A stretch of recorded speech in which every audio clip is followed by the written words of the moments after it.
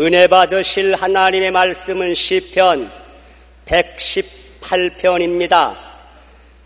구약성경 889면에 있겠습니다. 시편 118편 5절 이하 7절 말씀을 다 같이 합독하시겠습니다. 내가 고통 중에 야훼께 부르짖었더니 야훼께서 응답하시고 나를 넓은 곳에 세우셨도다. 야훼는 내 편이시라. 내가 두려워하지 아니하리니 사람이 내게 어찌할까. 야훼께서 내 편이 되사 나를 돕는 자들 중에 계시니 그러므로 나를 미워하는 자들에게 보응하시는 곳을 내가 보리로다. 아멘. 오늘 저는 여러분과 함께 시편 기자의 간증이란 제목으로 은혜의 말씀을 나누겠습니다. 하나님을 의지하고 구원을 체험한 사람들은 각자 자기의 은혜 받은 간증이 있습니다.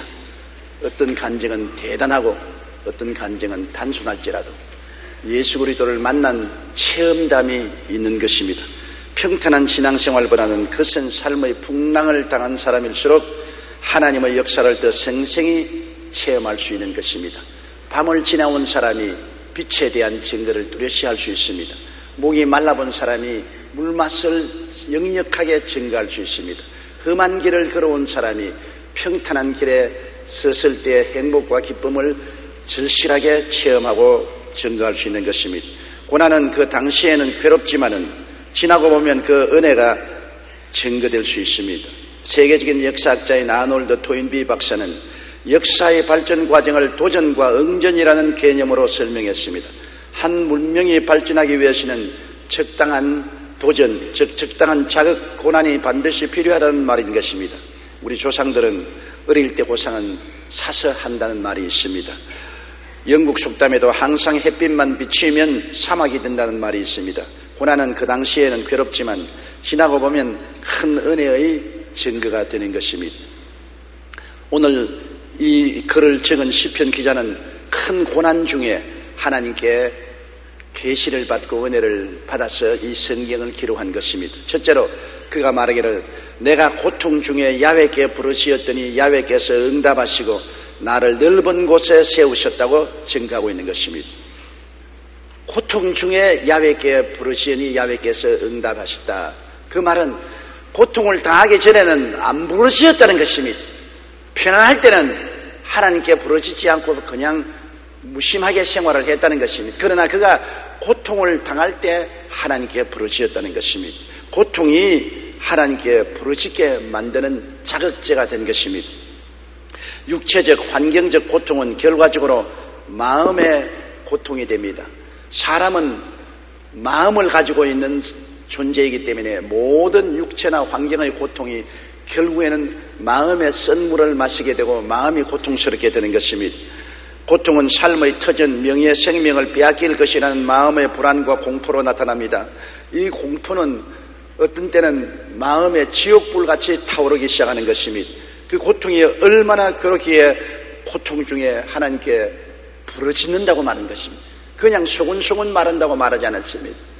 노래하는 듯 말한다고 말하지 않았습니다. 부르짖는다고 말했습니다. 부르짖는다는 것은 괴롭기 때문에 부르짖는 것입니다. 시편 31편 9절에 야훼여 내가 고통 중에 있사오니 내게 은혜를 베푸소서. 내가 근심 때문에 눈과 영혼과 몸이 쇠하였나이다. 보십시오. 고통이 다가오면 눈도 잘 안 보이고 영혼이 몸부림치고 몸이 쇠하게집니다. 옛날에 많이 슬퍼하면 눈이 어두워진다는 말이 있는 것입니다. 실제로 초상을 당해서 부모를 혹은 자식을 잃고 너무 많이 울다가 시력을 잃어버린 사람을 제가 본 적이 있습니다. 고통은 얼마나 심한지 눈의 시력을 잃기까지 하고 영혼을 쇠약하게 하고 몸을 쇠하게 만들어주는 것입니다. 그런데 이 고통에서 건져줄 자가 하나님밖에 없다는 것을 우리가 알게 될 때 야훼 하나님께 부르짖게 되는 것입니다. 하나님을 모르는 사람은 고통 중에 몸부림치다가 죽습니다. 그러나 하나님을 아는 사람은 고통 중에 몸부림칠 때 그 해답을 하나님이 가지고 계신 것을 알기 때문에 하나님을 간절히 찾게 되는 것입니다. 절망의 고통에서 건져주실 권세는 하나님이 갖고 계신다고 성경은 말하고 있습니다. 시편 40편 17절에 주는 나의 도움이시요 나를 건지시는 이시라고 했고, 베드로전서 5장 7절에 너희 염려를 다 주께 맡기라 이는 그가 너희를 돌보심이라고 말한 것입니다. 주기철 목사의 기도는 유명합니다. 주기철 목사님은 일제시대 신사참배한다는 이유로 여러 번 감옥에 갇혔고 결국에는 순교를 당하신 분이 것입니다. 한 번은 다시 잡혀갈 것을 예상하며 기도 제목을 말씀하시는데 그 중에는 이러한 내용이 있었습니다. 첫 번째, 나의 기도 제목은 죽음의 권세를 이기게 해달라는 것입니다. 죽음의 권세야말로 사탄의 최대 무기입니다. 그러나 우리 주 예수 그리스도는 죽음의 권세를 끊고 무덤에서 벌떡 일어나셨습니다. 나의 기도의 힘은 바로 여기에 있습니다. 주께서 죽음을 이기셨다면 나도 그분을 의지하여 얼마든지 죽음의 권세를 이길 수 있게 해주시옵소서. 일본 관원들이 스스리 풀에서 신사참배를 반대하는 사람을 가장 고민을 함으로 고통을 견디지 못하고 죽는 사람이 비일비재했습니다. 죽음의 고통을 이길 수 있도록 하나님이 힘을 달라고 말했습니다. 나의 힘으로는 죽음의 고통을 감당할 수 없으니 하나님의 힘이 나를 붙들어 주어서 죽음이 오더라도 견디게 해달라고 그런 기도했고, 두 번째 기도 제목은 끝까지 고난을 견딜 수 있게 해달라는 것입니다. 한순간 받는 고통은 쉽게 견딜 수 있지만 오랫도록 받는 고통은 정말 견딜 수가 없습니다. 그러나 나는 설사 그런 오랜 고통이 내려질지라도 끝까지 참을 수 있게 해달라고 기도하겠습니다. 왜냐하면 그렇지 않고서는 절대로 최후의 승리를 얻을 수가 없기 때문입니다. 주기철 목사님은 어떠한 권세 앞에서도 일사각오의 신앙으로 하나님을 의지하며 부르짖고 결국에는 순교를 당할 때까지라도 우상에 절하지 아니하고 신사참배를 거부했던 것입니다. 하나님의 도우심이 없이는 순교자가 될 수 없습니다. 우리 마음으로 어떻게 순교자가 될 수 있습니까? 우리 신학교 다닐 때 철없이 하나님이여 주를 위해서 순교하겠나이다 그런 기도 많이 했다고요. 나중에 알고 보니 철따구니 없어도 한이 없어요. 순교가 그렇게 쉽게 되는 것입니까? 죽임을 당하는 것인데 엄청난 고통과 괴로움이 다가오는데 주기철 목사님도 순교를 당하셨지만은 자기 힘으로 할 수가 없다고 말했습니다. 하나님 순교 당할 수 있는 힘을 주시고 장기간 고통을 겪을 수 있는 힘을 달라고 부르짖었고 하나님이 주기철 목사님에게는 그 힘을 주시던 것입니다. 육체적인 환경 고통은 결과적으로 마음에 말할 수 없는 괴로움이 되는 것입니다. 지옥의 고통을 마음에 가져오는 것입니다. 이것을 이길 수 있는 것은 예수 그리스도의 부활의 생명이 임하지 않고는 사람 힘으로는 안 되는 것입니다. 사람들은 고통 중에 목 졸린 짐승과 같이 부러지게 되는 것입니다. 짐승 목을 한번 졸여보십시오. 굉장한 고함을 치고 부둥대지 않습니까? 고통은 우리의 숨통을 조르는 것입니다. 그렇기 때문에 우리가 맹렬하게 부르짖습니다. 고난당하지 않은 사람은 남이 고통 중에 고함을 치고 눈물을 흘리고 몸부림치며 부러지는 것을 비난하고 손가락질하기가 쉽습니다. 그러나 본인이 고통을 당해보면 체면 같은 것 생각나지 않습니다. 사람들이 무엇을 하고 말하든 간 상관없습니다. 고통에서 빠져나오기 위해서는 하나님의 도움을 간절히 부르짖고 간구하게 되는 것입니다. 성경에는 하나님께 맹렬히 기도하라고 하는 예를 들어서 말씀하기를 밤중에 친구가 찾아왔는데 먹일 것이 없습니다. 친구들은 굶주려서 허덕입니다. 이웃집에는 먹을 것이 많습니다. 그래서 이웃집을 찾아가서 대문을 두들겼습니다. 여보시오, 밤중에 친구가 찾아왔으니 먹일 것이 없습니다. 떡 3덩이만 빌려주십시오. 그 집에서 주인이 큰 소리로 대답을 했습니다. 나와 내 자녀들이 이미 잠자리에 들어와서 자고 있는데 지금 떡을 달라면 어떻게 합니까? 내일 아침에 오세요. 지금은 일어나서 줄 수 없습니다. 그러나 친구가 굶주려 있는데 먹일 것이 없으니 다급해진 이 사람은 계속해서 떡이 있는 집 대문을 두들깁니다. 떡을 주시옵소서, 떡을 주시옵소서. 한동안 대답이 없습니다. 맹렬하게 계속적으로 떡을 달라고 부르짖으니까 대답이 왔습니다. 내가 당신이 친구이기 때문에 떡을 빌려주는 것이 아니라 당신이 시끄러워서 괴로워 잠을 잘 수 없기 때문에 떡을 빌려준다. 그리고 떡 3덩어리를 주었다고 말한 것입니다. 주님께서도 우리에게 말씀하기를 기도할 때 강청을 해라. 부드럽게 기도하라고 말하지 않았습니다. 사정을 하라고 말하지 않았습니다. 강청을 해라. 강한 욕구를 가지고 부르짖어라. 목 졸린 짐승과 같이 외치고 부르짖으라고 말한 것입니다.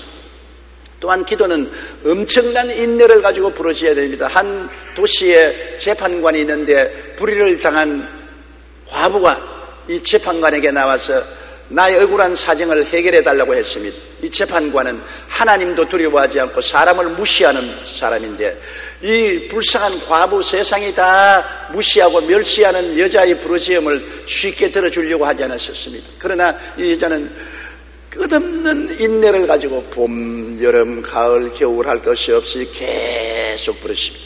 꽃필 때 부러지는가 하면 여름, 한여름 뙤약빛 밑에서도 부러지고 쓸쓸한 가을 낙엽이 떨어질 때도 부러지고 눈이 올 때 눈을 머리에 맞으면서 부러졌습니다. 끊임없이 부러지니까 나중에 재판관이 내가 번거로워 견딜 수가 없어서 이 여자의 소원을 들어주겠다고 말한 것입니다. 주님께서는 이 재판관의 말한 것을 들으라고 말한 것입니다. 우리가 하나님께 기도할 때 떡을 구하러 온 사람처럼 맹렬하게 불의한 재판관에게 재판을 해달라고 부르짖는 과부처럼 끊임없는 인내를 가지고 기도하면 하나님께서 고난 중에서 우리를 건져주시겠다고 말씀하신 것입니다. 우리는 이와 같은 맹렬한 기도, 끊임없는 인내력을 가진 기도, 이런 기도가 굉장히 필요합니다. 좀 기도하다가 낙심해서 뒤로 물러가 버리고 맙니다. 뜨겁게 기도하지 않습니다. 줄기차게 기도하지 않습니다. 그래서 많은 우리의 문제들이 해결을 얻지 못하는 이유가 거기에 있는 것입니다. 시편 116편 3절로 4절에 사망의 줄이 나를 두르고 수월의 고통이 내게 이르므로 내가 환난과 슬픔을 만났을 때 내가 야훼의 이름으로 기도하기를 야훼여 주께 간구하오니 내 영혼을 건지소서 하였나이다. 이 시편 기자의 기도가 평탄한 기도였겠습니까? 그는 말하기를 사망의 줄이 나를 두르고 수월의 고통이 내게 이르므로 내가 환난과 슬픔을 만났다고 말한 것입니다. 환난과 슬픔을 만난 중에 부르짖음의 기도는 맹렬한 기도요, 끝임없이 부르짖는 기도가 될 것인 것입니다. 그렇게 하면 하나님께서 반드시 하늘에서 들으시고 우리에게 응답해 주시는 것입니다. 성경에는 야훼께서 응답하시다 했습니다. 내가 고통 중에 야훼께 부르짖었더니 야훼께서 내게 응답하시고, 시편 기자는 응답해 주었다고 하는 것입니다. 고통 중에서 부르짖으면 하나님이 모른다고 고개를 돌리지 아니하시고 반드시 우리 부르짖음에 응답하여 주시는 것입니다. 열정과 인내로 부르짖는 자는 응답합니다. 예레미야 33년 3절에 너는 내게 부르짖어라 내가 내게 응답하겠고 내가 알지 못하는 크고 비밀한 일을 내게 보여주리라. 우리는 어떻게 문제가 해결될지 모릅니다. 그러나 우리가 맹렬하게 건질기게 부르짖으면 응답하시는 하나님이 하나님의 지혜와 총명과 모략과 재능을 통하여 기이한 길로 우리에게 응답을 주시는 것입니다. 시편 50편 15절에 환난 날에 나를 부르라 내가 너를 건지리니 내가 나를 영화롭게 하리라고 말한 것입니다. 부르라고 말하는 것입니다. 하나님을 잠에서 깨울 듯이 부르짖어라. 그러면 응답하고 건져주리니 그 하나님이 건져주는 것이 얼마나 놀라운 체험이고 기적이기 때문에 가는 곳마다 간증을 하고 하나님께 영광을 돌리게 될 것이라고 말한 것입니다. 시편 34편 6절에 이 곤고한 자가 부르짖음에 야훼께서 들으시고 그의 모든 환난에서 구원하셨다. 모든 기도의 조건은 부르짖는 데 있는 것입니다. 중얼거리라고 말하지, 속삭거리라고 말하지 않았습니다. 부르짖어라, 외쳐라, 몸부림쳐라. 이것이 하나님 앞에 우리가 나아가 기도를 응답을 받는 조건인 것입니다. 오늘날 부르짖는 기도가 많이 사라졌습니다. 우리는 중얼중얼 종알종알 소원거리다가 맙니다. 부르짖는다는 것은 온 영과 마음과 몸의 혼신의 노력을 다하여 부르짖는 것입니다. 벼창자가 끊어질 것 같은 몸부림을 치며 부르짖는 것입니다. 외마디 소리를 지르고 아우성을 치는 것입니다. 그러면 하나님께서 반드시 들으시는 것입니다. 뭐 하나님이 귀가 없냐, 뭐 왜 못 들으시겠느냐. 그러나 하늘나라 법칙은 부르짖는 것이 법칙인 것입니다. 하나님이 그렇게 하시라고 하는 건 우리가 그렇게 해야 될 것인 것입니다. 하나님은 우리에게 응답하시고 넓은 곳에 세워주시다 했습니다. 이 얼마나 놀라운 일인 것입니까? 좁은 곳에 갇혀 있을 때의 고통이 얼마나 괴롭습니까? 저는 세장에 갇힌 새를 즐거워하지 않습니다. 새들이 세장에 갇혀서 노래를 부르면 즐거워서 부르는 것 같지만 슬퍼서 부르는 것입니다. 좌절과 절망 속에서 부르는 것입니다. 사람들은 새를 세장에 가두어 놓고 관상물로서 보기 좋아하지만 자유롭게 하늘을 날아다녀야 될 새가 자유를 박탈당하고 세장에서 주인이 주는 물을 마시고 음식을 먹고 있은들 좋을 리가 무엇이 있겠습니까? 넓은 곳으로 풀어놓아 주는 것이 마땅한 것이 아니겠습니까? 우리 사람들이 세상에 갇힌 것처럼 고통과 슬픔과 좌절과 절망에 갇혀서 몸부림치며 부러질 때 하나님은 응답하셔서 고통의 문을 활짝 열어서 넓은 곳에 세워주시는 것입니다. 마음의 해방은 정말 중요하지요. 여러분 염려, 근심, 좌절, 절망에 처해서 마음이 캄캄할 때 하나님이 오셔서 마음의 고통의 감옥에서 해방시켜 주시고 마음의 평안과 즐거움이 넘쳐날 때 얼마나 행복합니까? 행복의 근원이 어디 있습니까? 좋은 음식 먹는 것이 행복하지 않습니다. 좋은 옷 입는 것, 좋은 집에서 사는 것 행복하지 않습니다. 마음의 평안이 있어야 행복한 것입니다. 마음의 평안을 보통으로 생각하지 마십시오. 그냥 마음의 평안한 것이 그냥 보통 것이라고 생각하지 마십시오. 굉장한 선물입니다. 이 지구상에는 매일매일 불안과 초조와 절망에 사는 사람들이 끊임없이 있습니다.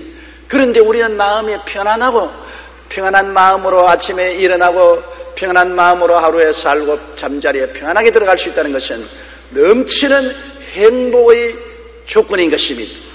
마음의 평안 그 자체가 행복인 것입니다. 불안과 공포로 숨막힌 마음의 평안으로 마음이 넓어지면 얼마나 흡족하고 좋습니까? 시편 29편 11절에 야훼께서 자기 백성에게 힘을 주시며 야훼께서 자기 백성에게 평강의 복을 주십니다. 마음의 평안은 하나님이 주시는 복인 것입니다. 아침에 일찍 일어나고 저녁에 늦게 누우며 수고의 떡을 먹으며 헛되도다 하나님은 자기를 사랑하는 자에게 잠을 주신다고 말씀한 것입니다. 잠이란 평안을 말하는 것입니다. 평안은 하나님이 주시는 거대한 선물인 것입니다. 하나님께 우리가 간구하면 하나님은 환경에 응답을 주시기 전에 마음의 평안부터 먼저 주시는 것입니다. 환경의 문제가 해결되기 전에 마음의 문제를 먼저 해결하시고 마음의 평안을 주시고 기쁨을 주시고 소망을 주시고 마음이 확 트여지면 환경도 확 트여지고 마는 것입니다. 요한복음 16장 33절에 세상에서 너희가 환난을 당하나 담대하라 내가 세상을 이겼다고 말한 것입니다. 환경의 절망에서 소망의 넓은 것을 허락하시는 것도 마음의 평안으로 넓어지고 난 다음 환경이 좁아진 데서 넓어지고 환경의 감옥에서 해방되는 것입니다. 하나님께서 함께 계신다는 마음의 확신과 평안이 있으면 불도 물도 겁나지 않습니다. 하나님이 나와 같이 계신다는 마음의 확신이 있으면 불이 무엇이 겁이 나며 물이 무엇이 겁이 납니까? 불 가운데 지날 때라도 타지 아니하며 물 가운데 지날 때라도 물이 엄물하지 못하는 것입니다. 하나님이 같이 계시는 그 평안은 세상에 주는 평안과 다른 것입니다. 시편 116편 8절에 주께서 내 영혼을 사망에서 내 눈을 눈물에서 내 발을 넘어짐에서 건지셨나요? 보십시오. 기도의 효과가 여기에 있는 것입니다. 영혼을 죽음에서 건져주시고 눈물이 비오듯이 흐르는데 그 눈물을 닦아주시고 내 발을 넘어지면서 건져주셔서 영혼이 잘되고 범사에 잘되며 강건하고 생명을 얻되 풍성히 얻게 해주신 하나님의 은총이 얼마나 고맙습니까? 여러분 우리가 야훼께 부르짖으면 야훼께서 반드시 응답해 주시는 것입니다. 일제시대에 주남선 목사님은 신사참배에 반대하다가 투옥되어 감옥 생활을 했습니다. 그런데 형을 마치고 나와서 나는 감옥에 있는 동안 오로지 주님만 만나면 좋은 시간을 가졌는데 여러분은 바깥에서 얼마나 고생이 많으셨습니까? 그렇게 말했습니다. 역설적인 말이 아닙니까? 사람들은 목사님이 감옥에 갇혀서 고생한다고 했는데 목사님은 감옥에서 세상 걱정하지 않고 주님과만 만나고 주님과 대화해서 얼마나 마음이 행복한지 몰랐습니다. 밖에 있는 여러분 고생 많이 했지요. 그걸로 위로를 해주시다는 말씀이 있습니다. 정영창이라는 분 역시 신사참배를 반대하다가 감옥에 들어갔는데 감옥에서 낙심하기는커녕 열심히 영어를 공부해서 감옥에서 나오고 난 다음 우리나라에서 여권 제1호로 여권을 받아서 미국 유학을 떠났던 것입니다. 환경의 절망이 반드시 우리에게 실패만을 주는 것은 아닙니다. 그곳에서 하나님을 만나면 마음의 넓은 평안을 얻을 뿐 아니라 환경을 넓은 평안으로 인도하는 길이 되는 것입니다. 그러므로 토인비가 말한 것처럼 역사는 도전에 대한 응전으로 이루어진다고 우리의 삶도 시험과 환난과 고통 중에 하나님께 부르짖어서 하나님의 응답하심으로 전에보다 더 넓은 곳에 우리를 세워주시는 것입니다. 좀 더 넓은 곳에 좀 더 큰 곳에 더 발전할 수 있도록 하나님이 인도해 주시는 것입니다. 시편 기자와 같이 내가 고통 중에 야훼께 부르짖었더니 야훼께서 응답하시고 나를 넓은 곳에 세우셨도다.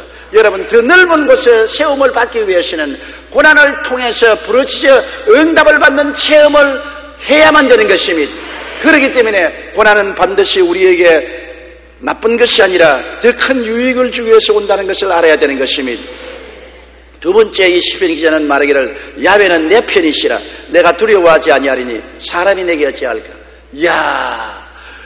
야훼께서 내 편이 되신다는 것 얼마나 좋습니까?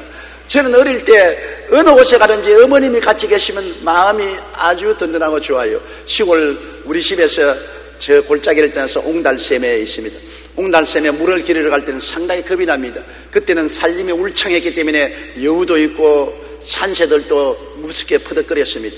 그런데 그 옹달샘에 나 혼자 갈 때는 언제나 두렵고 불안했지만은 어머니가 함께 내려가면 마음이 그렇게 평안하고 즐겁고 기뻤어요. 왜? 어머니가 함께 계시기 때문에. 그때는 어린아이 때라 어머니가 전능한 줄 알았습니다. 어머니 품에만 있으면 만사가 오케이인 줄 알았습니다. 그처럼 함께 있다는 것은 즐거운 일인데 야훼께서 함께 계시면 누가 두렵겠습니까? 야훼가 더구나 내 편이시면 내가 사람을 두려워할 필요가 없는 것입니다. 시편 기자는 하나님은 내 편이시라. 내가 두려워하지 않으니 사람이 내게 어찌할꼬. 사람이 아무리 나를 도적질하고 죽이고 멸망시키려고 해도 하나님이 내 편이 되어서 하나님이 나를 도와주시니 어떻게 나를 해칠 수가 있겠느냐는 것입니다. 여러분, 하나님이 왜 우리 편이 된다고 시편 기자가 담대히 말했습니까? 언약 때문인 것입니다. 이스라엘 백성은 아브라함 때 하나님이 언약을 맺었습니다. 아브라함 보고 할례를 베풀라, 할례를 받으면 하나님과 언약 맺은 백성이 되어서 하나님이 같이 계신다는 증거를 주신 것입니다. 이스라엘 백성은 그렇기 때문에 할례를 굉장히 중요하게 여긴 것은 할례는 하나님과 언약 맺은 표를 몸에 가지고 있었습니다. 항상 몸에 하나님과 언약 맺은 표를 가지고 있었기 때문에 하나님은 나와 함께 계신다. 하나님이 나와 함께 계심으로 두려워하지 않을 수 있다. 사람이 내게 어찌할까. 창세기 17장 10절에 너희 중 남자는 다 할례를 받으라. 이것이 나와 너희와 너희 후손 사이에 지킬 내 언약이라고 말한 것입니다. 오늘 우리 예수 믿는 사람은 예수님의 십자가 언약을 맺은 사람들인 것입니다. 누가복음 22장 20절에 이 잔은 내 피로 세운 새 언약이니 곧 너희를 위하여 붓는 것이라. 우리가 성찬받을 때 그 잔은 예수 그리스도께서 피로 세운 새 언약인 것입니다. 여러분, 이스라엘 백성들은 할례로 언약 맺었지만 우리는 예수 그리스도 십자가의 피로서 언약을 맺었습니다. 그러므로 이스라엘 백성도 하나님이 함께 계신 것을 알고 담대는데 우리야말로 그리스도의 피로서 언약 맺은 백성이니 주님이 결코 우리를 버리지 아니하고 떠나지 아니하실 것은 당연한 이치인 것입니다. 다윗은 할례의 언약을 얼마나 강하게 믿었던지 하나님이 할례를 베풀어서 나와 같이 계심으로 나를 누가 대적하리요. 그가 골리앗에 나갈 때 인간적으로 생각하면 상대가 안 되었습니다. 골리앗은 키가 구척장신이요 장사요 용사였습니다. 그러나 그는 17살쯤 먹는 초립동이었습니다. 다윗은 눈으로 보아도 상대가 안 되고 경험을 통해서 보아도 상대가 안 됩니다. 그럼에도 불구하고 그가 골리앗을 향해서 강하고 담대하게 나간 것은 나는 하나님과 할례 받아서 언약 맺은 백성이다. 하나님이 나와 언약 맺었으므로 나를 홀로 두지 않고 나와 함께 하심으로 골리앗이 내게 어찌하리요. 하나님이 나와 함께 하시니 하나님이 내 편이시니 골리앗이 내가 어찌하리요. 내가 두려워하지 않는다. 언약을 믿고서 다윗은 그렇게 담대하게 나간 것입니다. 사무엘상 17장 36절에 주의 종이 사자와 곰도 쳤은즉 살아계시는 하나님의 군대를 모여가니 할례 받지 않은 블레셋 사람이니까 그가 그 짐승의 하나같이 되리이다. 하나님과 언약이 없는 블레셋 사람은 사자와 곰처럼 아무것도 아니라는 것입니다. 여러분, 언약이 얼마나 중요하다는 것을 우리는 알아야 돼요.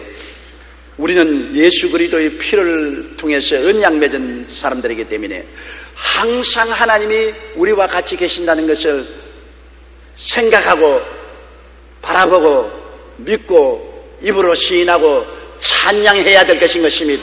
우리는 하나님 없는 백성이 아닙니다. 외롭고 고아가 되어 사는 인생이 아닙니다. 쉬지 않고 언약 맺은 백성이므로 24시간 주님이 같이 계십니다. 깨어있을 때도 함께 계시고 잘 때도 함께 계시는 것입니다. 그러므로 하나님과 언약 맺은 백성이므로 이 시편 기자처럼 말해야 되는 것입니다. 하나님은 내 편이시라. 내가 두려워하지 않으니 사람이 내게 어찌할까? 한번 따라 말씀하세요. 하나님은 내 편이시라. 내가 두려워하지 아니하리니 사람이 내게 어찌할까? 언약 맺은 백성의 효과가 바로 이것인 것입니다.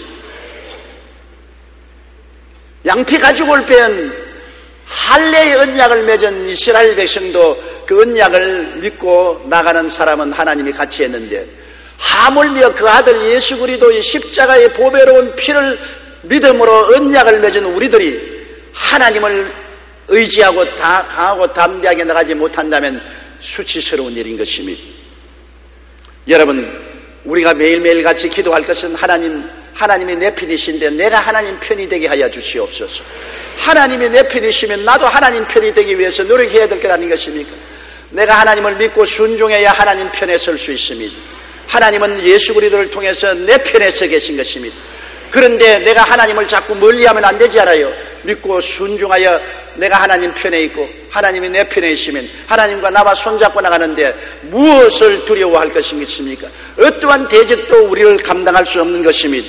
시편 91편 14절에 그가 나를 사랑한즉 내가 그를 건지리라. 그가 내 이름으로 한즉 내가 그를 높이리라고 말씀한 것입니다. 신명기 28장 7절에 야훼께서 너를 대적하기 위해 일어난 적군들을 내 앞에서 패하게 하시리라. 그들이 한 길로 너를 치려 들어왔으나 내 앞에서 7길로 도망치리라고 말씀한 것입니다. 그러므로 우리는 항상 내 편이 되셔서 성령님이 우리 가운데 거하시는 것을 알아야 되는 것입니다. 내가 고아와 같이 너를 버려주지 않고 너에게로 오리라. 내가 아버지께 구하겠으니 그가 또 다른 보혜사를 너에게 주사 영원토록 너희와 함께 있게 하시라고 말한 것입니다. 성령 보혜사를 통해서 아버지와 아들 예수님이 항상 우리와 같이 계십니다. 우리는 자나깨나 하나님이 함께 계신다는 것을 마음속에서 잊어서는 안 될 것입니다. 우리는 절대로 고아가 되지 않고 버림받지 않고 외롭지 않다는 것을 알아야 되는 것입니다. 요한 1서 4장 4절에 자녀들아 너희는 하나님께 속하였고 또 그를 이겼나니 이는 너희 안에 계시니가 세상에 있는 보다 크심이라. 세상에 있는 어떤 이보다 큰 하나님이 우리 속에 계심으로 속에 계신 하나님을 믿음으로 의지하고 우리는 세상을 대적할 때 세상의 어떠한 골리앗도 이길 수가 있는 것입니다. 고리템분 여사는 나치 수용소에서 무려 40일 동안 독방에 갇힌 일이 있었습니다. 당시 죄수들이 가장 무서워하는 형벌은 바로 독방 형벌이었는데 평범한 사람도 독방에 들어가면 얼마 지나지 않아 미쳐서 나옵니다. 그만큼 독방에서 고통과 괴로움을 겪게 하는 것입니다. 독방이라는 것이 왔다 갔다 할 수 있는 것이 아닙니다. 몸도 꼼짝할 수 없이 쪼그리고 앉아 있어야 하는 것입니다. 몸도 꼼짝할 수 없이 쪼그리고 앉아서 40일 동안 있다는 것은 보통 사람들도 다 미치게 만드는 것입니다. 그래서 고리템범 여사 역시 독방에 지내보니 참으로 고통스러웠습니다. 얼마나 힘이 들든지 나중에는 믿음도 사라지고 인내도 사라지고 이제는 미치기 일보 직전입니다. 그는 벽에 기대어 하나님께 기도했습니다. 하나님, 이제 제게는 믿음도 없습니다. 힘도 없습니다. 버틸 인내도 없습니다. 어떻게 하면 좋겠습니까? 그때 마침 눈앞에 개미 한 마리가 기어가다가 바닥에 물을 피해서 벽 옆에 조그마한 틈새기 서로 들어가는 것을 보았습니다. 그때 하나님의 음성이 그의 마음속에 고요하고 잠잠하게 들려왔습니다. 호리야, 저 개미가 보이느냐? 개미가 지금 어디로 가고 있느냐? 네, 하나님, 물을 피해서 작은 틈으로 가고 있어요. 그래, 너는 지금 피할 곳이 없다고 생각하지만 내가 바로 너의 피란처라. 내가 너가 피할 조그마한 틈이다. 이제 나를 향해 오너라. 내가 너를 품어주마. 너는 내 속에서 안전하게 보호받을 수 있느니라. 나를 바라라. 그러자 하나님을 향해서 마음으로 부르짖고 하나님, 나는 못해요. 나는 안 돼요. 나는 할 수 없어요. 주님, 나를 붙들어 주시옵소서. 마음에 하나님의 영광이 임하고 평안이 임하니 그때부터 시작해서 40일 동안 쪼그리고 앉아서 독방에 있는데 그것이 천국같이 아름답고 좋더랍니다. 마음에 평안하고 기쁘고 마음이 평안하고 기쁘니 몸도 평안하고 늘 하나님이 같이 계시니 어떠한 역경도 이길 수 있는 힘이 마음속에 주어졌다는 것입니다. 하나님이 내 편이 되심을 알고 하나님을 믿고 의지하는 사람은 어떤 두려움도 이길 수가 있는 것입니다. 내 홀로 인생을 사니까 좌절하고 절망하지. 하나님이 내 편이 되시면 고리템분 여사같이 40일 동안 독방에 쪼그리고 앉아있어도 마음의 평안과 기쁨이 넘쳐나는 것입니다. 하나님께는 능치 못하심이 없기 때문인 것입니다. 그러므로 여러분, 하나님이 내 편이 되신다는 이 말을 잊어서는 안 되는 것입니다. 예수 그리스도의 십자가의 보배로운 피로 하나님은 우리와 언약을 맺어서 우리와 항상 같이 계심으로 어떠한 역경에도 하나님을 바라보는 여러분 되시기를 간절히 축원합니다. 시편 기자는 하나님이 내 편이시라 내가 두려워하지 않겠노라, 내가 무서워하지 않는다는 것입니다. 무서워한다는 것은 자기를 의지할 때 무서워지는 것입니다. 자기 힘으로 할 수 없잖아요. 자기 힘으로 다가오는 파도를 어떻게 이기며 고난을 어떻게 헤쳐나갈 수 있는 것입니까? 자기보다 강한 원수 앞에 자기가 어떻게 대적할 수 있는 것입니까? 사람은 자기를 의지할 때 두려워합니다. 또 사람은 환경을 바라볼 때 두려워하는 것입니다. 환경이 감당할 수 없는 어려움으로 다가올 때 내가 어떻게 합니까? 가정의 슬픔이 견딜 수 없는 환경으로 다가올 때, 사업이 무너질 때, 직장을 잃었을 때, 사람들에게 버림당할 때, 환경에 내가 감당할 수 없는 서름이 다가올 때 그것을 어떻게 내가 견뎌낼 수 있는 것입니까? 그것을 견디기 위해서는 내가 하나님을 바라보아야 두려워하지 않게 되는 것입니다. 시편 27편 1절 2절에 야훼는 나의 빛이요 나의 구원이시니 내가 누구를 두려워하리요? 야훼는 내 생명의 능력이시니 내가 누구를 무서워하리요? 악인들이 내 살을 먹으려고 내게로 왔으나 나의 대적들 나의 원수들인 그들은 실족하여 넘어졌도다. 시편 기자는 야훼께서 내 편이시라 내가 두려워하니 하리라. 하나님이 마음 중심을 점령하면 두려움이 사라지는 것입니다. 내 마음 중심에 내가 들어있거나 환경이 들어와 있으면 두려워 떨게 되는 것입니다. 하늘과 땅과 세계와 그 가운데 모든 것을 지으신 하나님이 내 중심을 점령하고 있으면 두려움이 없습니다. 하나님이 내 중심에 계시면 나는 항상 하나님을 바라보고 하나님을 감사하고 예배하고 찬송하며 살 것입니다. 우리가 지음받은 이유가 어디 있습니까? 잘 먹고 잘 입고 잘 살아라고 이 세상에 지음받은 것이 아니지 않아요. 하나님이 우리를 지으신 목적은 하나님을 찬미하기 위해서 지으신 것입니다. 하나님이 중심에 계시면 하나님을 찬미하게 돼요. 돈이 마음속 중심에 있으면 돈 하지요. 지위와 권세가 중심에 있으면 지위 권세 하지요. 쾌락이 마음 중심에 있으면 쾌락 하지요. 하나님이 마음 중심에 있으면 늘 예배와 찬송이 그치지 않은 것입니다. 하나님이 내 마음속에 중심에 있으면 나는 하나님을 의지하게 되므로 두려워하지 않게 되는 것입니다. 요한일서 4장 18절에 사랑 안에 두려움이 없고 온전한 사랑이 두려움을 내어 쫓나니 두려움에는 형벌이 있음이라고 말한 것입니다. 요하수아 1장 9절에 내가 네게 명한 것이 아니냐, 강하고 담대하라, 두려워하지 말며 놀라지 말라, 내가 어디로 가든지 내 하나님 야훼가 너와 함께 하느니라. 하나님이 같이 했으면 두려워하지 말라고 했는 것입니다. 왜냐하면 하나님이 우리를 책임져 주시기 때문인 것입니다. 하나님이 저를 걸머져 주시기 때문인 것입니다. 예수님이 그렇게 말씀하지 않았습니까? 수고하고 무거운 짐진 자들은 다 내게로 오라, 내가 너희를 쉬게 하리라. 주님이 짐을 대신 짊어져 주시기 때문에 우리를 쉬게 하겠다는 것입니다. 하나님이 마음 중심을 점령하면 두려움은 사라지는 것입니다. 신학자 벵겔은 이렇게 말했습니다. 하나님을 두려워하는 사람은 하나님 이외의 것에 대해서는 아무것도 두려워하지 않는다. 그러나 하나님을 두려워하지 않는 사람은 하나님 외의 모든 것을 두려워한다. 하나님 대신 자기를 의지하는지 환경을 의지하는 사람은 두려워하게 되죠. 하나님이 중심에 계시고 하나님을 의지하는 사람은 아무것도 두려워하지 않게 되는 것입니다. 왜냐하면 하나님이 모든 일에 책임을 져주시기 때문인 것입니다. 그렇기 때문에 시편 기자는 말하기를 사람이 내게 어찌하리요?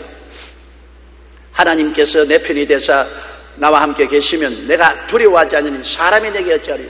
우리가 이 세상에 살면서 환경도 두렵지만 가장 두려운 존재가 사람인 것입니다. 우리 할머님께서 제가 어릴 때 저보고 늘 말씀하기를 이 세상에서 가장 무서운 동물이 머리 검은 동물이라 그렇게 말했습니다. 난 그 말이 무슨 말인지 몰랐습니다. 머리 검은 동물이 왜 무섭냐? 머리 검은 동물이 바로 사람이라는 것입니다. 산길 외로운 길을 걸어갈 때 짐승을 만나면 두렵지 않다고, 사람을 만나면 제일 두렵다고 말한 것입니다.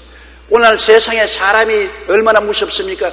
악의를 가진 사람이 얼마나 무섭습니까? 요사이는 사람들이 다 감정에 북받치고 참지를 못해서 친한 친구도 성강을 하면 그만 칼로 찔러 죽여버리고, 자동차 접촉사고가 났다고 나와서 서로 성강하면 돌로서 때리고 칼로서 찔러 죽이고, 남편이 보험금 타겠다고 아내와 자식을 집에 불을 찔러서 죽이고, 믿을 놈 한 놈도 없어. 정말 이 세상에 하나님 이외에 믿을 곳이 없이요, 이제 세상에 그렇게 된 것입니다. 남편을 믿겠습니까? 아내를 믿겠습니까? 부모를 믿어요? 자식을 믿어요? 친구를 믿어요? 이웃을 믿어요? 이제 사람의 말은 신실할 수가 없습니다. 말을 아무리 약속해도 약속을 깨먹어 버리니까. 그러나 하나님을 믿으면 하나님은 흔들리지 않고 변하지 않기 때문에 하나님을 믿으면 우리가 두려워하지 않을 것입니다. 환경도 사람도 내게 어찌하리요? 하나님이 내 편이시면 세상이 나를 어찌하리요? 하나님이 나와 함께 했으면 누가 나를 대적하리요? 그 아들을 아끼지 않고 내게 선물로 주시니까 그 아들과 함께 무엇을 선물로 주지 아니하시겠습니까? 야, 하나님이 내 편에 계시면 내가 두려워하지 않으니 사람이 내게 어찌할까? 너무나 놀라운 것입니다. 히브리서 13장 5절로 6절에 내가 결코 너를 버리지 아니하고 너희를 떠나지 아니하리라 하셨느니라. 그러므로 우리가 담대히 말하되 주는 나를 돕는 이시니 내가 무서워 아니하겠노라. 사람이 내게 어찌하리요 하노라. 사람보다 크신 하나님이 계시니 안심할 수밖에 없지요. 사드락과 메삭과 아벳느고가 느부갓네살 시대에 이스라엘 백성들이 다 포로로 잡혀갈 때 함께 포로로 잡혀갔으나 특별히 선택을 받아서 교육을 받아 바벨론도의 높은 지위에 앉으셨습니다. 느부갓네살 왕이 신상을 만들어서 신상을 세워놓고 제막식에 온 문무백관을 다 불러놓고 음악이 연주될 때 그 신상에 절하라고 할 때 사드락과 메삭과 아벳느고는 절하지 않았습니다. 그 당시에 느부갓네살 왕은 하늘에 나는 새들조차도 벌벌 떠던 왕이었습니다. 생사 여탈권을 손에 쥐고 있었습니다. 그런데 어떻게 감히 사드락과 메삭과 아벳느고가 그 느부갓네살 왕의 은명이 내린 그 신상 제막식에 절을 안 했습니까? 그것이 보고되자 느부갓네살이 아주 분도 막심해서 벌벌 떨면서 사드락과 메삭과 아벳느고를 불러서 말했습니다. 너가 어찌하여 내 신상에 절하지 않느냐? 너가 절하지 아니하면 내가 7배나 되는 불룬불을 만들어서 너를 불 속에 던지겠다. 그때 사드락과 메삭과 아벳느고가 뭐라고 말했습니까? 우리는 왕의 신상에 절을 안 할 것입니다. 우리를 불 속에 던져 넣으면 하나님께서 우리를 건져내실 거니와 안 건져내실지라도 우상에 절하지 않겠습니다. 그들은 하나님을 의지하고 사람을 두려워하지 않았습니다. 하나님은 내 편이시라 내가 두려워하지 않으니 사람이 내게 어찌할꼬? 사람이 내게 어찌할꼬? 어떠한 사람, 천하 권세를 가진 느부갓네살 왕도 내게 어찌할 수 없다는 것입니다. 느부갓네살은 분노 중에 그들을 불구덩이에 던져 넣었지만은 제 4번째 사람 하나님의 아들 예수 그리스도가 불구덩이 성에 나타나서 그들과 함께 불의 세력을 멸하고 춤을 추었습니다. 묶은 밧줄은 다 끊어졌지만 머리카락 하나 타지 않고 그들은 나중에 나와서 느부갓네살을 변화시켜 하나님을 경외하게 만들었고 더 높은 지위에 오르게 된 것입니다. 사람보다 크신 하나님이 계시니 안심할 수밖에 없는 것입니다. 과거 데스양에서 조난당했던 런던호 이야기입니다. 그 배에는 300여 명의 승객이 타고 있었습니다. 그런데 폭풍에 밀려 암초에 부딪혀 선창이 파괴되고 그곳에 물이 들어오자 아비규환은 생지옥이 되었습니다. 사람들마다 먼저 나가려고 밀고 땡기고 짓밟히고 서로 구원선에 타려고 애를 써서 있는 배가 기울어지고 구원선도 다 물에 빠질 위험에 처했습니다. 사람들은 불안과 공포에서 정신을 잃어버렸었습니다. 파도를 보고 물을 보고 두려워했었습니다. 그런데 배 밑바닥의 3등 선실 한 구석에서 웬 노래소리가 들렸습니다. 그 소리는 가느다란 소리였지만 힘이 있었습니다. 사람들은 소리가 나는 곳을 보았습니다. 한 소녀가 찬송가 439장을 부르고 있었습니다. 만세반석 열린 곳에 내가 숨어 있으니 원수마귀 손 못 대고 환난 풍파 없도다. 만세반석 열린 곳에 내가 편히 쉬리니 나의 반석 구주 예수 나를 숨겨주소서. 어른들이 모두 다 서로 살겠다고 아비규환의 생지옥이 되었는데도 불구하고 이 어린 소녀는 소리를 높여 이 찬송을 불렀습니다. 이 찬송과 소리가 모든 사람의 마음속에 놀라운 하나님의 임재를 가져와서 순식간에 모든 사람들이 이 찬송을 따라 부르기 시작하자 마음의 평안이 다가와서 맑은 정신을 가지고 질서를 지키니까 있는 배도 가라앉지 아니하고 보드도 편안해서 다 옮겨 타고 또 다른 배가 구출하러 오는 데를 기다릴 수 있어서 다 구원을 받았습니다. 한 소녀가 하나님을 바라보고 부른 찬송이 300명의 생명을 살린 기록이 있는 것입니다. 사람이 놀라고 당황하고 두려워하면 제풀에 죽습니다. 하나님을 의지하고 평안을 가지면 어떠한 일에도 살아날 수가 있는 것입니다. 사람이 어려울수록 마음의 평안을 잊지 말아야 되는 것입니다. 불안하고 두려워하면 사람은 멸망할 수밖에 없는 것입니다. 셋째로 이 시편 기자는 말하기를 야훼께서 내 편이 되사 나를 돕는 자들 중에 계시니 그러므로 나를 미워하는 자들에게 보응하시는 것을 내가 보리로다. 야훼께서 내 편이 되사 나를 돕는 자 중에 거하시니 그러므로 나를 미워하는 자들에게 보응하시는 것을 보리로다. 하나님은 주의 백성을 미워하는 자를 언제고 보응하시는 것입니다. 하나님의 백성을 하나님은 사자와 이리에 던져 넣어서 밥이 되게 만들지 아니하는 것입니다. 그렇기 때문에 시편 기자는 말하기를 하나님이 나를 돕는 자 중에 계시고 나를 미워하는 자를 보응하시는 것을 볼 것이다. 물론 하나님께서 우리 주의 백성들에게 대적한다고 즉시 보응하지는 않습니다. 그러나 정말 악의를 가지고 주의 백성들을 도적질하고 죽이고 멸망시키려고 할 때는 하나님이 보응하시는 것입니다. 여러분, 하나님이 우리를 위해서 보응하시는 능력이 없으면 살아날 수가 없을 때가 많습니다. 6.25 사변 때 보십시오. 우리 한국은 무장이 없었습니다. 여러분 6.25 사변을 경험한 사람이 별로 많지 않지만 저희 세대는 6.25 사변을 경험했기 때문에 6.25 사변 날 아침을 잘 압니다. 그때 한국군의 무장이란 형편이 없었고 미국 군인들은 다 한국에서 철수했었습니다. 그럴 때 소련 탱크로 무장을 하고 야크 비행기로 무장을 한 북한이 일시에 물결같이 한국을 쳐들어왔었을 때 한국은 그 앞에서 상대가 되지 않았습니다. 파죽지세로 이정부를 통해 서울을 점령하고 낙동강까지 내려간 것입니다. 그대로 내버려 두었으면 여러분 지금 다 우리는 김정일 장군 수하가 되고 말았을 것입니다. 그뿐입니까? 온 세계를 향해서 김미 주인감을 기쁨이 씹던 것도 좋다고 말한 것처럼 불쌍한 거지들이 되고 말았을 것입니다. 어떻게 6.25를 통해서 우리가 죽지 않고 살아났었습니까? 시편 56편 9절에 내가 아뢰는 날에 내 원수들이 물러가리니 이것으로 하나님이 내 편이심을 내가 아느니라. 하나님이 우리 한국 편인 것을 우리가 알아야 돼요. 하나님이 우리 편인 것을 너무나 모르고 있습니다. 왜냐하면 1950년 6월 25일 오후 2시에 미국 트루만 대통령은 북한의 남침 소식을 듣고 이 문제를 유엔 안보리에 회부했습니다. 뉴욕의 유엔 본부에서 안보리의 회의가 소집되었습니다. 당시 상임 이사국은 미국, 중국, 소련, 프랑스, 영국 총 5개국으로 이 중에 한 나라만 반대해도 유엔군을 파견할 수 없습니다. 그랬다면 한국은 적화되고 말았을 것입니다. 유엔 안보리는 전원 일치해야 결정을 내릴 수 있는 기구인 것입니다. 그런데 소련이 그 회원국에 있으면 그때 중국은 자유중국이기 때문에 괜찮았고 소련이 회원을 했는데 소련이 군대 파견을 동의할 수가 없습니다. 만일 소련이 반대했더라면 우리나라는 지상에 지금 남아있지 않습니다. 하나님의 은혜가 개입을 한 것입니다. 스스리 푸른 소련 스탈린이 개입을 안 할 택이 없었습니다. 왜냐하면 북한이 우리나라를 침공한 것은 소련이 사주를 해서 침공해 왔는데요.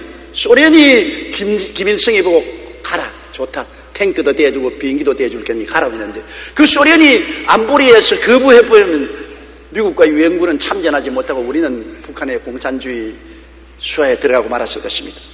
그런데 마침 그때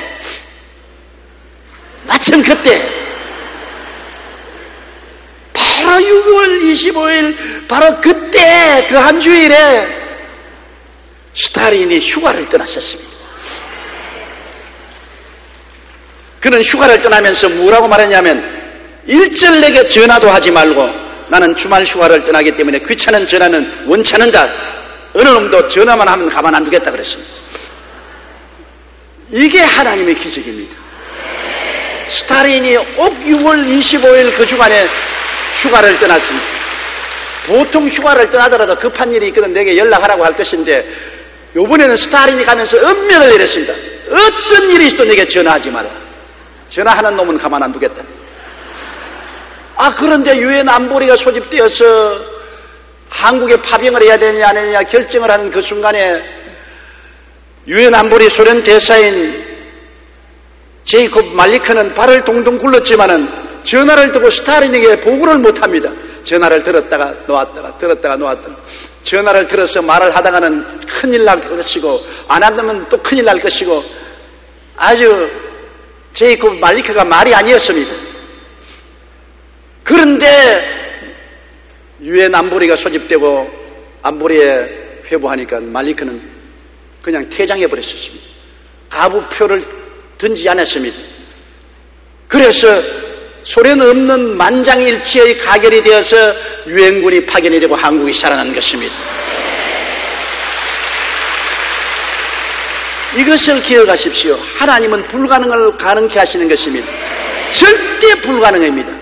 인간으로 생각할 때 절대 불가능한 일에 하나님이 가능케 하신 것입니다. 이거를 통해서 하나님이 우리 편인 것을 알아야 되는 것입니다. 그러므로 우리는 시편 기자처럼 말합니다. 하나님은 내 편이시라 내가 두려워하지 않으니 사람이 내게 어찌할꼬 하나님이 내 편이 돼서 나를 돕는 자 중에 거하시리니 그러므로 나를 미워하는 자를 보응하시는 것을 내가 보리로다. 하나님께서 우리를 미워하는 공산주의 침략자들에게 부응을 해서 6.25 때 우리를 건져주었습니다. 그때보다도 우리는 오늘날 더 많은 교인들이 있지 않습니까? 그때 우리 한국에 예수 믿는 사람 60만 명이 있었는데 오늘날은 하나님의 백성이 1200만이 있고 5만 교회 10만 주의 종이 있으니 그때도 하나님이 우리 편이 되셨는데 지금은 말로 다 할 수 없습니다. 하나님이 우리 편이시라 두려워하지 않게 되기를 주의 이름으로 축원합니다. 하나님이 우리 편이 되신다는 것 생각할 때 가슴이 두근두근합니다. 사망의 엄침한 골짜기에 다닐지라도 하나님이 우리 편에 계시면 하나님의 지팡이가 길을 내시고 막대기가 우리를 보호해 주시는 것입니다. 우리 대한민국이 얼마나 많은 사망의 엄침한 골짜기를 지났지만 그때마다 하나님이 우리 편이시라 하나님이 지팡이로 길을 내시고 막대기로 보호하여 주셔서 오늘 이 시즌까지 왔습니다. 그러므로 앞으로도 하나님은 우리 편이시라 하나님이 우리를 위해서 싸워 주십니다. 시편 37편 39절로 40절에 그는 환난 때 그들의 요새이시로다. 야훼께서 그들을 도와 건지시되 악인들에게서 건져 구원하시면 그를 의지한 까닭이라고 말한 것입니다. 시편 127편 1절에 야훼께서 성을 지키지 아니하시면 파수꾼의 경성함이 허사로다. 하나님이 성을 지키시고 하나님이 집을 지어주셔야 효과가 있지 인간의 힘으로는 아무것도 할 수가 없는 것입니다. 우리 하나님은 우리의 니시가 되시는 것입니다. 우리의 승리의 깃발입니다. 이스라엘이 르비빈에서 아말렉의 공격을 당했을 때 정말 난처했습니다. 그들은 애굽에서 나와서 너저리한 백성들이 무장도 못하고 헐벗고 굶주리고 있는데 아말렉이 잘 무장한 군대를 가지고 공격해 왔으니 전멸당할 수밖에 없습니다. 그때 여호수아가 전쟁하러 나왔으나 무기가 부실했으므로 백전백패했습니다. 그때 모세와 아론이 언덕에 올라가서 기도했습니다. 하나님께 의지했습니다. 하나님께서 나타나심에 불실한 무기를 가지고도 나아가서 싸워 아말렉을 여호수아가 멸할 수가 있는 것은 하나님이 여호수아와 함께 해주시기 때문인 것입니다. 전쟁을 이기고 지는 것은 무기가 많고 적은 것이 있지 않습니다. 군대의 많고 적음이 있지 않습니다. 하나님이 같이 계시냐 안 같이 계시냐에 달려있는 것입니다. 우리 대한민국이 여러분 북한의 위협에서 살아남을 수 있는 것도 하나님이 우리와 같이 계시기 때문에 그런 것입니다. 원자탄 미사일이 문제가 아닌 것입니다. 하나님이 같이 계시면 원자탄 미사일을 가지고도 아무 소용없이 구소련이 무너지는 것을 보십시오. 시편 53편 4편 7절에 참으로 주께서는 모든 환난에서 나를 건지시고 내 원수가 보응받는 것을 내 눈이 똑똑히 보게 하셨다고 말씀한 것입니다. 이 시편 기자는 심한 고통을 당해 심신의 질식할 만한 불안과 공포에 짓눌려 있었습니다. 그런 사망의 골짜기에서 야훼 하나님께 부르시었더니 하나님께서 응답하사 심신의 평안과 해방을 주셨습니다. 이 체험을 통해서 야훼께서 내 편에 계시면 어떤 불안과 공포도 이길 수 있으며 어떤 원수도 물리칠 수 있음을 깨닫고 그는 성경에 그렇게 기록하고 간증했습니다. 내가 고통 중에 야훼께 부르시었더니 야훼께서 응답하시고 나를 넓은 곳에 세우시도다. 야훼는 내 편이시라 내가 두려워하지 않으니 사람이 내게 어찌할까. 야훼께서 내 편이 돼서 나를 돕는 자 중에 거하시니 그러므로 나를 미워하는 자에게 보응하시는 것을 내가 보리로다. 할렐루야. 다 같이 고개 숙여 기도드리겠습니다. 전능하신 하나님 아버지여, 우리 예수 믿는 사람들은 하나님과 언약 맺은 사람인 것을 알게 도와주시옵소서. 밤이나 낮이나 하나님이 우리와 같이 계신 것을 우리가 알고 바라보고 믿고 시인하고 감사하고 찬양합니다. 야훼 하나님이여, 그러므로 우리가 강하고 담대한 마음을 가지고 두려워하고 놀라지 말고 뒤로 물러가지 말고 앞으로 나가는 용사들이 되게 도와주시옵소서. 할 수 있거든요. 무슨 말이냐. 믿는 자에게는 능치 못한 일이 없나니라고 말씀하셨사오니 강하고 담대하고 승리하는 우리 성도들이 되고 우리 대한민국이 되게 도와주옵소서. 예수님 이름으로 기도드리옵나이다. 아멘.